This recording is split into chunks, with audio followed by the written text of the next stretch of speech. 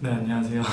지스본바의 야구부 부장이자 이번 2023년 정기용거전 야구 개막전 해설을 맡게 된 임민규 기자라고 합니다. 말씀드렸다시피 저는 시스본바 야구부 부장으로서 활동을 하고 있는데요. 이번 정기용거전 개막전이죠. 야구에 관해서 말씀을 드리고자 나왔습니다. 야구는 아시다시피 대한민국에서 가장 인기가 많은 스포츠이죠. 그러면서도 연고전의 시작을 알리는 제일 재미있는 경기입니다. 특히 작년 정기 연고전에서 연세대가 고려대학교를 상대로 정말 극적인 역전승을 거뒀는데요. 그렇기에 이번 정기 연고전에도 많은 학우분들의 관심이 쏠릴 거라 예상합니다. 이번 정기 연고전의 관전 포인트와 또 기본적인 야구를 또 이 영상을 보시면서 야구를 보기 전에 참고하시면 좋을 점 말씀을 드리도록 하겠습니다. 기본적으로 야구가 어떻게 진행되는지 종목의 기본 룰에 대해서 설명을 드릴게요. 야구는 아시겠지만 9회까지 이어져 있습니다. 축구, 농구 이런 스포츠들은 시간 제한이 있잖아요. 하지만 야구는 그런 시간 제한이 없는 매력적인 스포츠라고 할 수 있습니다. 기본적으로 야구는 초, 말 이렇게 공격과 수비가 번갈아 가면서 진행이 되는데요. 한 번에 초, 말이 끝나면 1회가 끝나고 그렇게 해서 9회까지 경기가 이루어지게 됩니다. 공격팀은 타자 9명이 타순이라는 것을 구성하게 되고 수비에서는 야수진, 내야수 4명과 외야수 3명 그리고 투수 1명 이렇게 해서 수비를 이루게 됩니다. 이렇게 공격과 수비를 교대하면서 시간 제한 없이 9회까지 진행을 하게 되는데 초공격은 원정팀 그리고 말공격이 홈팀 이렇게 진행이 됩니다. 연세대는 이번에 작년과 달리 3루 더가웃을 쓰면서 말공격 즉 홈 공격을 맡게 되었습니다. 그렇기 때문에 연세대가 8회 말까지 즉 9회 초까지 점수를 리드한 상태에서 경기가 끝난다면 연세대의 9회 말 공격은 없는 것으로 아마 될 겁니다. 아마 이번 정기연고전에서도 분명히 연세대의 9회 말 공격은 따로 없을 것이라고 충분히 예상할 수 있을 것 같습니다. 다음으로 공격에 대해서 좀 말씀을 드릴게요. 앞서 말씀드렸다시피 공격에서는 9명의 타자가 함께 공격진을 이루게 되는데 특별히 타순에 따라서 불리는 말이 있습니다. 1, 2번은 테이블 세터, 밥상을 차린다는 의미의 타순이고 3번부터 5번은 클린업 트리오, 이 차려진 밥상을 잘 해결해야 하는 타순입니다. 6번부터 9번은 주로 하위 타선이라고 불리는데 공격력에서는 다소 부족하지만 파워가 있거나 수비를 잘하는 선수들이 이 하위 타선을 구성하게 됩니다. 보통 선수들의 플레이 스타일을 보자면 1, 2번에는 눈야구를 강점으로 하는 볼을 잘 골라내는 선수들이 많고요. 또 발이 빠른 선수들이 많습니다. 3번부터 5번까지 이 클린업 트리오에는 정확성을 겸비한 선수 혹은 강심장, 찬스에 강한 선수 그리고 파워까지 같이 가지고 있는 선수들이 3, 5번 이렇게 위치하게 되고요. 6번에서 9번은 정확성보다는 힘 그리고 세밀한 작전 수행 이런 것들을 잘할 수 있는 선수들이 배치되게 됩니다. 그렇다면 야구에서 이 공격팀이 점수를 낼 수 있는 방법은 어떤 게 있을까요? 먼저 야구는 홈을 밟아야 득점이 올라가는 스포츠입니다. 그렇다면 홈을 밟기 위해서 기본적으로 출루가 우선시 돼야겠죠. 이 출루를 하는 방법에는 다양한 게 있습니다. 타자가 타석에 들어서서 안타를 치거나 2루타, 3루타 도 괜찮죠.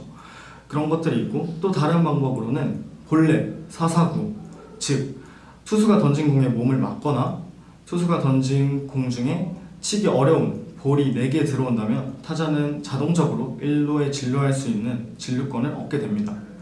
이렇게 타자 주자가 1루에 진루하게 되면 후속 타자들이 번트나 주자가 도루를 하는 등 작전을 펼쳐서 2루에 진루를 할 수 있고 또 이렇게 차려진 밥상을 타자가 잘 소화를 해서 이제 적시타라는 것을 만들면 주자가 홈에 들어오면서 점수가 1점 나게 되는 것이죠.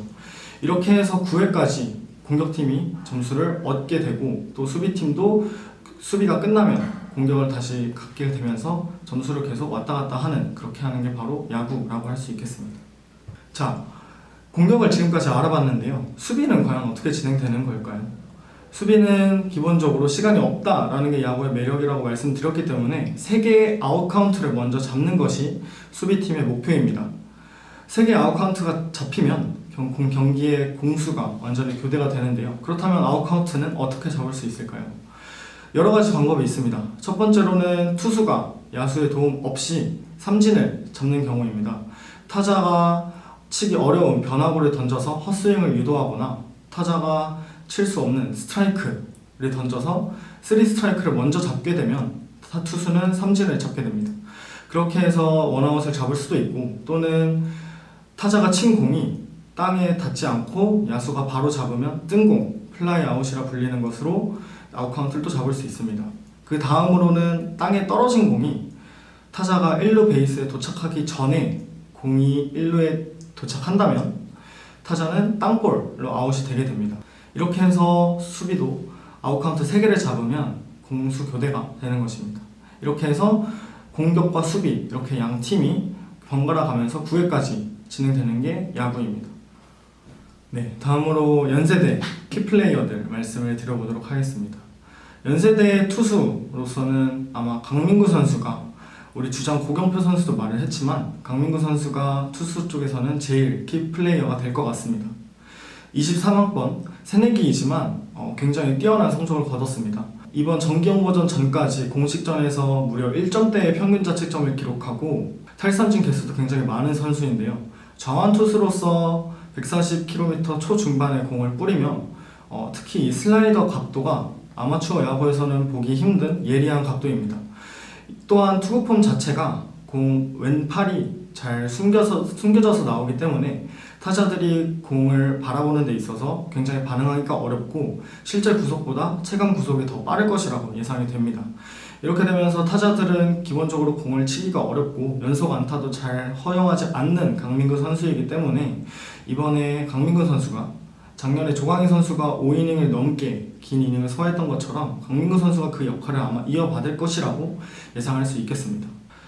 다음으로 내야수 파트로 넘어가 보도록 할게요. 내야수에서는 이도겸 선수를 뽑을 수 있겠습니다.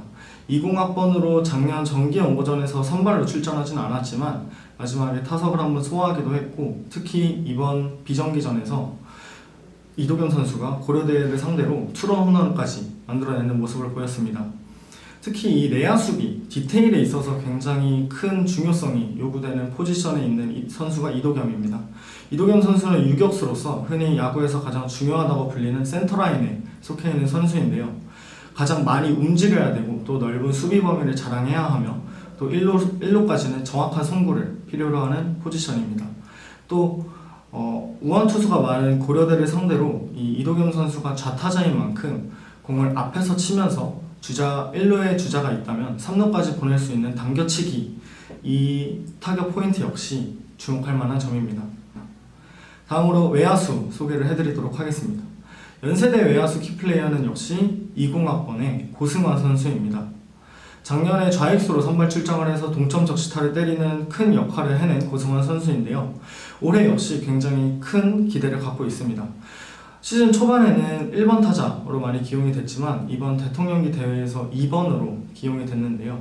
아무래도 가장 잘 치는 선수고 특히 장타 생산력이나 클러치 능력 또한 뛰어난 선수이기 때문에 기회를 차리는 1번보다는 요새 현대야구의 트렌드인 강한 2번 타자로서 고승환 선수가 9번부터 이어지는 찬스를 잘 살리고 또 언제든 홈런을 때릴 수 있는 힘, 또 발로서 출루를 한다면 상대 배터리를 흔들 수 있는 주력까지 모든 걸 갖춘 선수이기 때문에 그 활약이 굉장히 기대되는 부분입니다.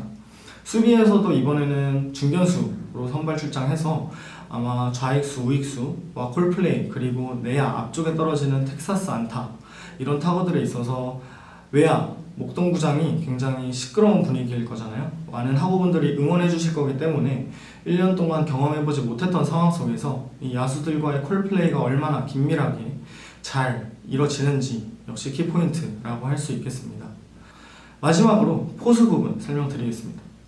연세대의 포수는 명실상부 신효수 선수입니다. 작년 정기연고전에서는 지명타자로 출전을 했고 이번에는 포수로서 안방마님을 맡을 거로 예상이 되는데요. 이 신효수 선수는 파워가 굉장히 뛰어난 선수입니다. 또 기회가 차려지면 절대 놓치지 않는 클러치 히터로서의 모습도 겸비하고 있습니다.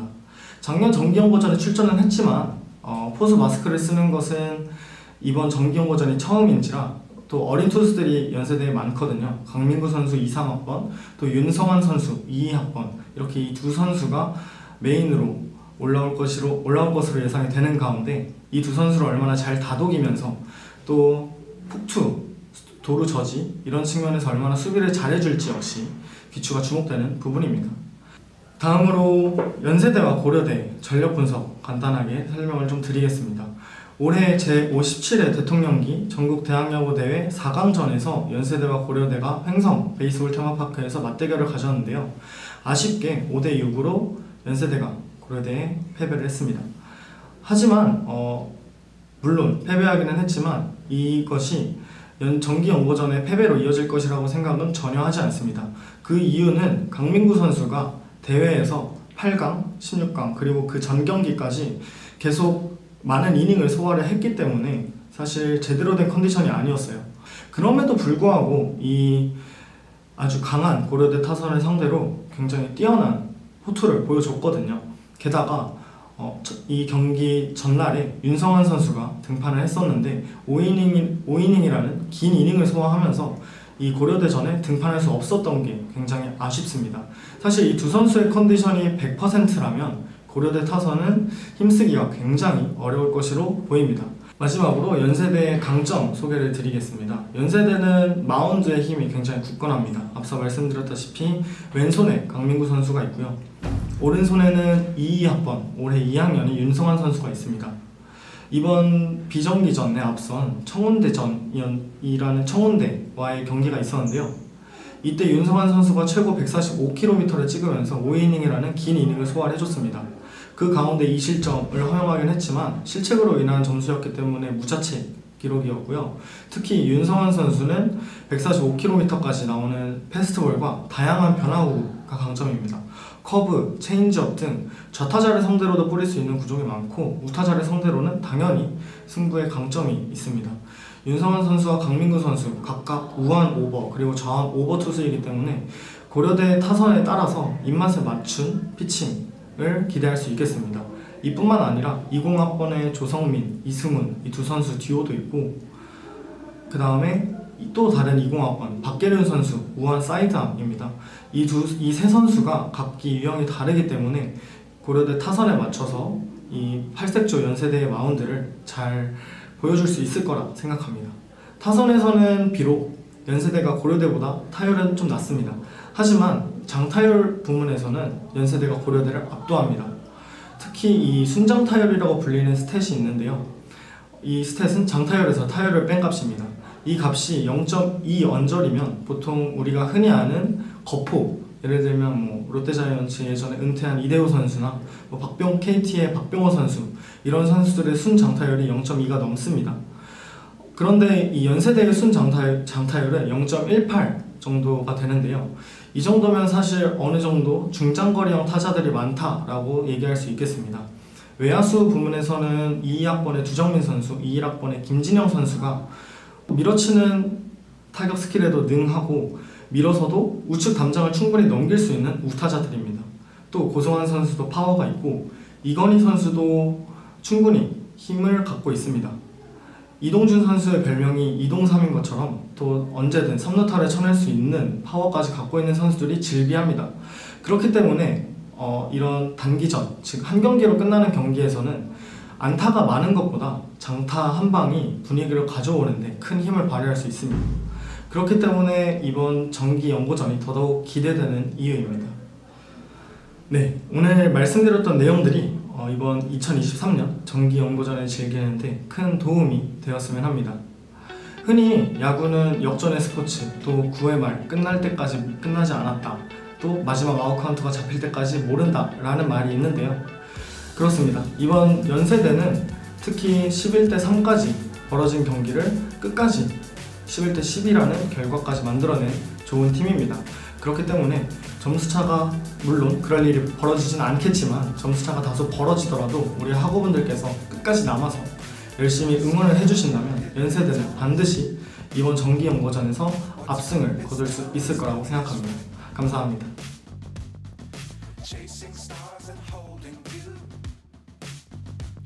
Can't see the end, but we'll see it through.